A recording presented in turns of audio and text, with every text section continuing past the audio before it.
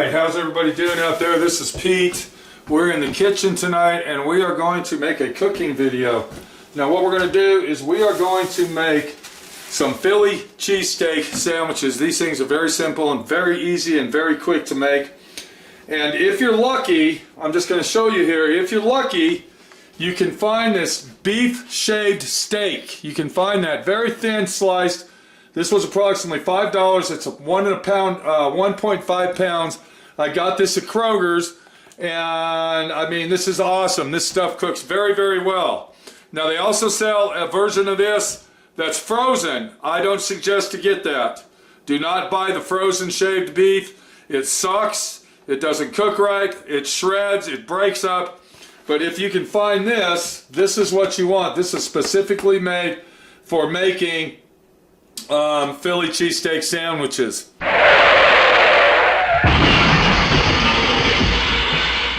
So we're going to be using that. We got some green pepper.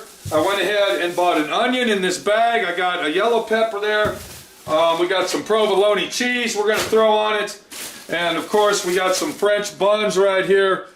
These are called the steak buns. These are called French steak buns.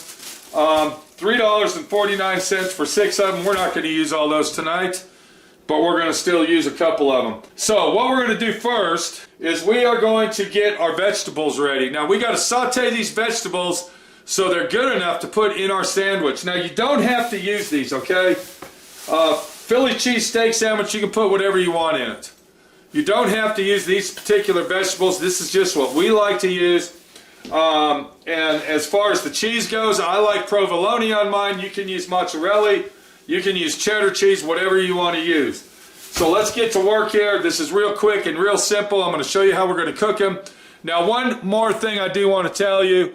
You can actually, for an alternative, if you can't find any shredded beef, you can go into your deli and you can get either the store brand or the boar's head. You can get the roast beef. You can have them take the roast beef, this sandwich meat that you would buy, and have them thin slice that and do the same thing. But we got lucky and found this, and this is what we're going to use. So the first thing we're going to do, we're going to get our vegetables ready, and then we're going to go ahead and saute those, and we're going to start them out on a high heat and get them to saute so they're nice and soft and chewy. You don't want a crispy pepper in your sandwich. So the first thing I do, I get my knife out and I do a little bit of this action here. I want to make sure that knife is nice and sharp. So we're going to sharpen that thing up. And then we're going to take our peppers. Now watch how I slice this. I'm going to slice them as thin as I can go. Within reason, that is. Because the thinner that you can slice them, the better they will saute and quicker. So we're going to slice those babies up nice and thin, just like this. Since we're only going to be cooking for 2, we're only going to slice up half of the yellow pepper. We're not going to slice the whole thing up. A lot of people don't like peppers. If you don't like them, don't use them.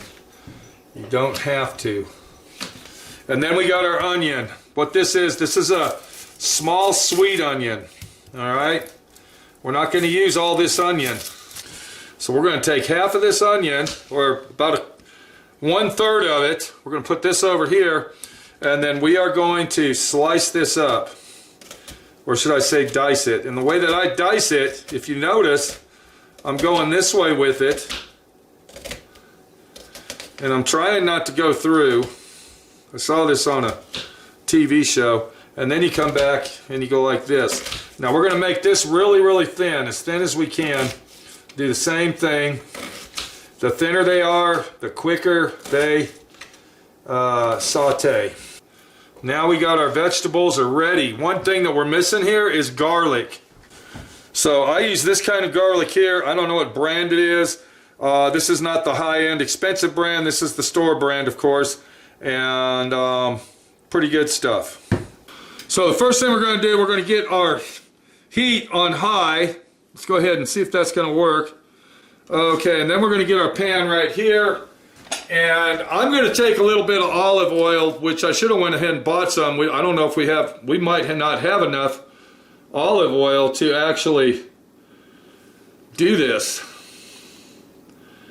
But we're going to skim it out and try to do the best we can. And another thing that I'm going to do, I'm going to go ahead and take some garlic powder. We're going to throw a little bit of that in there. Just like that.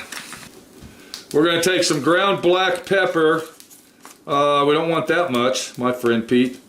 So we're going to put some of that in there, just like that. Once I got my seasonings put into the olive oil, we're going to go ahead and dump our vegetables in it. And then we're going to let these cook. Once we get them going, we'll turn the heat down and go from there. Like I said, we're going to saute them. We got to get these things cooked where they are soft and pliable to actually eat in our sandwich.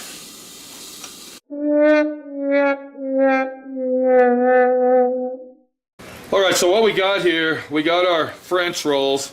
Now, I normally don't use this roll. These are kind of big and a lot of bread. I like to eat the meat and not really the bread, so there's a certain roll that I buy for these, and they didn't have them. They're a little bit smaller in size, and it's actually a different bread.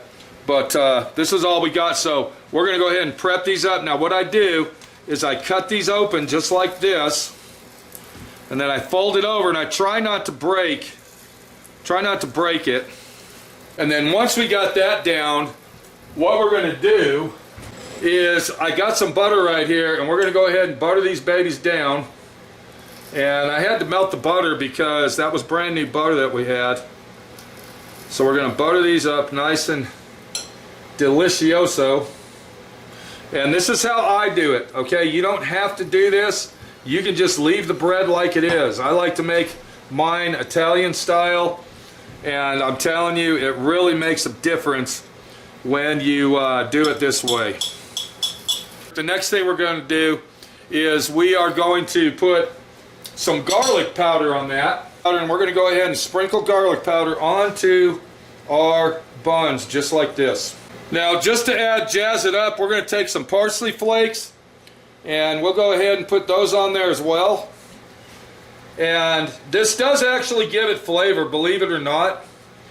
But it's also for, you can say, decoration. And then we'll go ahead and turn our broiler on, and we're going to hit high. We're going to hit broil again. And then it's going to go ahead and preheat. We'll let that heat for 5 minutes. Then we're going to take our garlic bread, our garlic buns. We're going to put them in there for about 45 seconds. We don't want to put them in there a long time. We just want to get them in there where they're toasty and hot and ready to make our sandwiches. All right, now that our vegetables are sauteed, and I want everybody to look at that. Look how delicious that is. I can actually eat those just like that. I guarantee you those things taste delicious. You can't get any more sauteed than that right there. We're going to set those out of the way like that. And this is how I'm going to cook my Philly cheesesteak meat. It's unbelievable. You're not going to believe it, and it's delicious. What we're going to use to cook our meat is this griddle right here. This is just an electric griddle that you can purchase, and I'm going to turn that all the way up to the highest level that I can go. We're going to let that heat up, and we're getting ready to put our bread in there. So let's just wait a few seconds. Let's get everything prepped up. And once we get this heated up, we're pretty much ready to go ahead and make our sandwiches.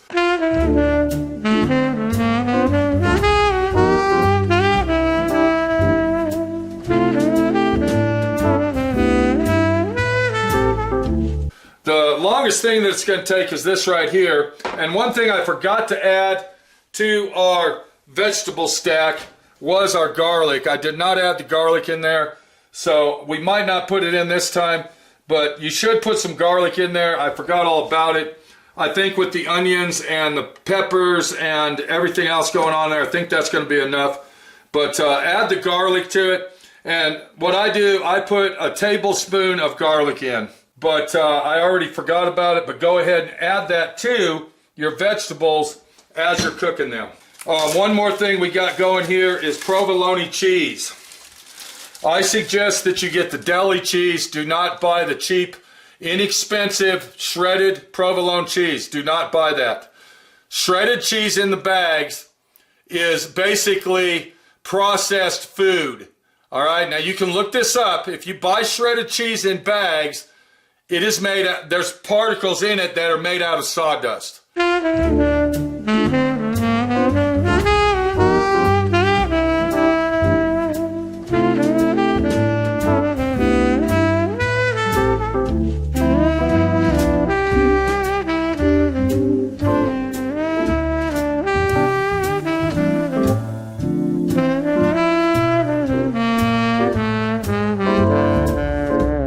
So if you like eating sawdust and you like eating preservatives and fake cheese, buy the shredded cheese. If you don't have the patience to actually cook properly, then that food is for you. But if you have the patience and you want to eat healthy, you need to get 100% real cheese. So while our griddle is heating up, we already got our oven on broil. We're going to go ahead and stick our buns in the oven, just like this. And we're going to leave them in there for approximately 40 seconds. And they are really going to taste good. I'm telling you, if you want to cook something and you want something delicious and you don't want to take a long time cooking it, I'm telling you now, you got to try this. This is an awesome, awesome recipe, and it works very, very well. All right, look at that. Our bread is now cooked. Okay, now that our buns are done, look at that meat. Look how nice that is. You see what I'm saying? Look at this. That is beautiful, isn't it? Watch this. Watch how this breaks apart. All we're going to do, we're just going to go like that. Now, one thing about Minnie, she doesn't want a lot of beef in hers. So I'm thinking that's probably going to be enough. Another thing about buying this doesn't shrink down a lot. Did you notice that? Mm-hmm. This really works out really good. And I think that's going to be more than enough for you. What are you thinking? Oh, yeah. Yeah, so we're going to go ahead and flip that over. Look how quick this cooks. I mean, this stuff really cooks up nice. Just like a restaurant, people. Just like a restaurant. Except you're doing it at home and you're not spending $40 for a pocket sandwich that might be frozen. We've actually ate those before we went to a restaurant and we got a sandwich. And do you remember that? They were frozen sandwiches. Oh, yeah. And I think we paid like 15 bucks for that. So once you get cooking this meat, it really comes out good. And once again, you can use the deli roast beef. You can get that, it's bloody. What is it? It's real rare. Real rare, super rare. If you get the super rare roast beef, it's the same thing. And then another thing about cooking this, you can cook it however rare you want it. You don't have to cook it all the way through. This would be medium well right here, and I think this is how Minnie likes hers. So we're going to go ahead and do this real quick. She doesn't like a lot of cheese on hers, so we're only going to put one slab on hers, and we'll just heat that up. And then I think we're ready to put yours on your plate. What are you thinking? Looks good. Okay, you can see we got our bun ready, our meat's ready, we got our cheese on it. Once again, Minnie doesn't like a lot of cheese. We're going to go like this. Look at that, people. Look what we got here. I know your mouth is watering. I know it's watering, and you're just waiting to try this out and go to the store and buy that shredded beef. Once again, do not get the frozen shredded beef. They actually make frozen shredded beef. Stay away from that. That stuff is pure junk. So you want to stay away from that. So look at that right there. We're going to come in here. Look what I got for Minnie. Now you noticed I didn't put any salt on Minnie's because she's really particular about eating salt. We're going to get some of these sauteed. We're going to throw those on there. Minnie's going to tell me when. That's plenty. You sure that's enough? Yep. How does that look to you? That looks delish. Does that look good? Uh-huh. That looks awesome. All right. right, look at that meal. That's a meal in itself right there. Oh, look at my that. Lord. So we got the taste tester right here. Now another thing you can do that if you really want to go Italiano, pour some of that on there. That would make it, that's what I'm going to do with mine. And then once again, you can always add some butter to your meat, and that'll give it a really good saucy flavor. Go ahead and get that test taste going, and let's see what Minnie the Body Shop girl thinks of that Oh, my Lord. Philly cheesesteak. Light salt, light cheese action. Look at that. Let me get a bite down here with some Look at that. Did you see how long that took to cook? Uh-huh. There we go. Look at that. Look at it. Even Axel's going, where's my Philly cheesesteak? Where's it at, buddy? Where's my Philly cheesesteak? Awesome. Yeah. What are you thinking? Is that a nice, quick, easy meal to make up? Good. And I didn't have to fix it. Yeah. And that sandwich right there probably cost us about $2.10 to make. There you go, people. Look at that. Look how I'm going to have to... Can you tear that off? I'm going to have to give him... He needs a bite. Here you go, buddy. Here you go. Here you go. Eat it up. Eat that Philly. There he goes. Okay. All right. Minnie's going to eat her sandwich. And my friend Pete's going to cook his up. And it looks like we're going to have a lot left over. Look at that. There's enough there to make at least 4 to 6 nice juicy sandwiches. $5, people. $5. This is Pete, my friend Pete, your friend Pete, showing you how to cook, showing you how to save money, and doing it the easy, simple, fast way.